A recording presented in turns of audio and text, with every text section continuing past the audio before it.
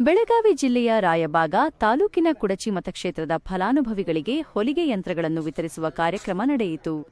ಹಾರೋಗೇರಿ ಪಟ್ಟಣದ ಬೀರಪ್ಪನಮಡ್ಡಿಯಲ್ಲಿರುವ ಶಾಸಕರ ಕಾರ್ಯಾಲಯದಲ್ಲಿ ಡಿ.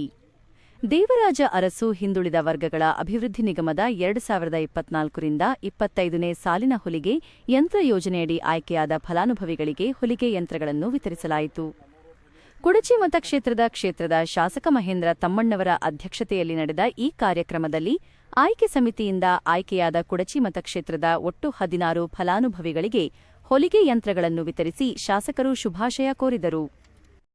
ಇವತ್ತು ಬೀರಪ್ಪನಮಡ್ಡಿ ಶಾಸಕರ ಕಚೇರಿಯಲ್ಲಿ ಮಾನ್ಯ ಡಿ.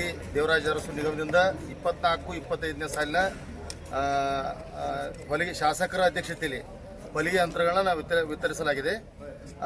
ಇದು ಹೊಲಿಗೆ ಯಂತ್ರ ಸ್ತ್ರೀ ಸಬಲೀಕರಣಕ್ಕೆ ಮತ್ತು ಸ್ತ್ರೀಯರಿಗೆ ಅನುಕೂಲ ಆಗ್ತದೆ ಅಂತೇಳಿ ಇವತ್ತು ಈ ಹೊಲಿಗೆ ಯಂತ್ರನ ವಿತರಣೆ ಮಾಡಲಾಗಿದೆ.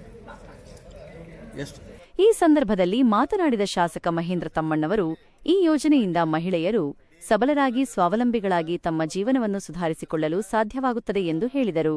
ಸರ್ಕಾರದ ಯೋಜನೆಗಳ ಪ್ರಯೋಜನವನ್ನು ಜನರಿಗೆ ತಲುಪಿಸುವುದು ನಮ್ಮ ಉದ್ದೇಶ ಎಂದು ಅವರು ತಿಳಿಸಿದರು.